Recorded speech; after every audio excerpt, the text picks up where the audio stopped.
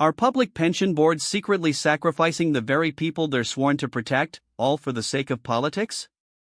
And is this a partisan issue, or something far more deeply ingrained in the system itself? Before we dive into this potentially explosive topic, if you want to stay on top of everything happening in US politics, hit that subscribe button right now and leave a like. It really helps this channel grow and allows us to bring you these in-depth investigations. We're talking about public pensions. For decades, these funds have been the bedrock of retirement security for millions of Americans: the teachers who shaped our children's minds, the firefighters who ran into burning buildings, the police officers who kept our communities safe, the civil servants who kept the wheels of government turning. They paid into these systems diligently, trusting that their golden years would be secure. But a growing body of evidence suggests that this trust is being misplaced. There's an accountability gap at the heart of public pension governance, and it's not just a matter of Republicans versus Democrats. It's a structural flaw that allows political considerations to seep into decisions that should be purely about financial prudence and fiduciary duty. Imagine this: a pension board, tasked with managing billions of dollars to ensure future payouts. On paper, their job is straightforward: invest wisely, manage risk, and make sure there's enough money to pay retirees for decades to come. But in reality, these boards are often filled with individuals who have political ties, or who are influenced by political pressures. This can lead to decisions that aren't in the best long-term interest of the pensioners. We've seen instances where investments are made for short-term political gain, or where difficult decisions about underfunded pensions are delayed or watered down to avoid public backlash or political fallout.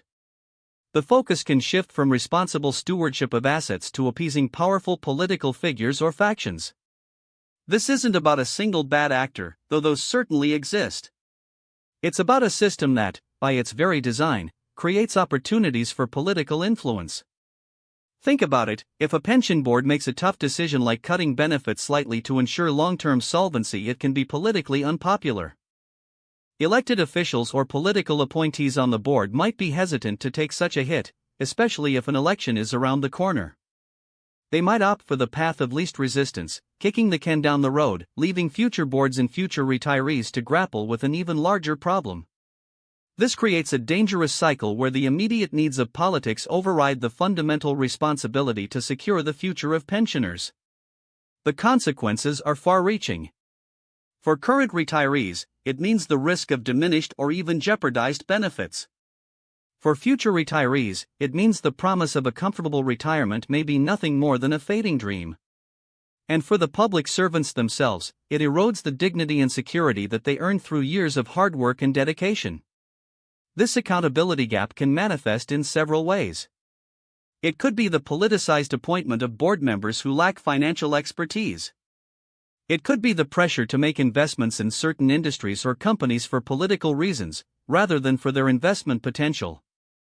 Or it could be the reluctance to implement necessary reforms, like adjusting actuarial assumptions or contribution rates, because doing so might upset powerful political constituencies. The danger here is that this isn't a hypothetical problem. We are already seeing the strain on public pension systems across the country.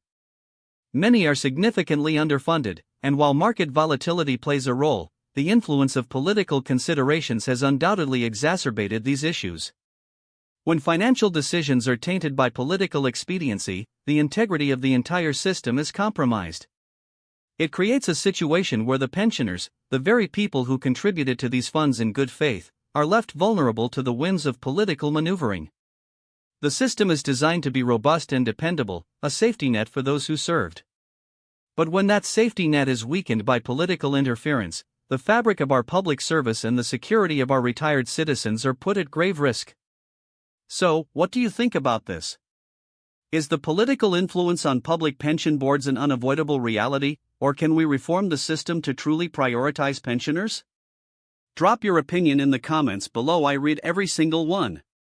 This is a critical issue that demands our attention, and together, we can shed light on these complex challenges and push for greater accountability.